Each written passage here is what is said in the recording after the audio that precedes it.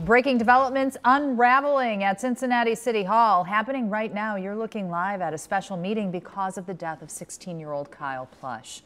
The city's vice mayor asked at least 12 people from law enforcement, the city, and 911 center to speak about their knowledge of the incident. The teen died after becoming trapped inside his van at Seven Hills School a week ago today. He called 911 twice for help. Cincinnati police officers and a sheriff's deputy searched near the school, but no one ever found him. The vice mayor and other city leaders say they want to know if mistakes were indeed made in the response and the search for Kyle Plush. 9 on Your Side is also working to get to the bottom of what happened here. Tom McKee has been listening in since this meeting began at about 2:30. Tom, what are some of the takeaways so far?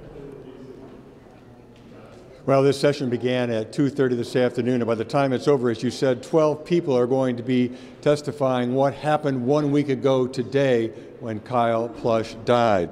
Chief Isaac says every person who had a hand in the 911 call or was involved in the search for Kyle at Seven Hills School is going to be interviewed. Of course, before the hearing began, Chief Isaac and City Manager Harry Black offered their condolences personally to Kyle's father, sitting in the front row with the teen's grandmother, uncle, and aunt. He died when he was trapped in the rear of his Honda Odyssey parked at a lot at the Seven Hills School. He called 911 twice. The first time a call taker could not hear him. The call disconnected and went to voicemail when she called back. The second call was handled by Amber Smith, where Kyle gave specific information on where he was, but she claims she could not hear him. 2 police officers then were dispatched to the scene and looked for 11 minutes on the campus without locating him. Well, that was the start of questioning by Councilmember P.G. Sittenfeld to Chief Isaac. Listen. Do you know at this point if the responding officers got out of their vehicle? I do not know that at this point.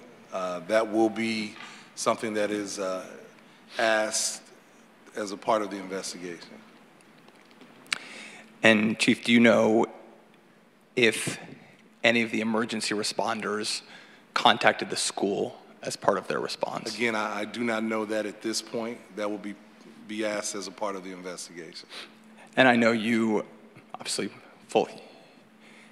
you're a great chief. You've been with this department a very long time. I know you understand the gravity and the importance of those specific questions. So I think the public is incredibly eager and both concerned with those responses. Again, I think it's critical to point out that the actions of all of our employees involved in this incident will be examined.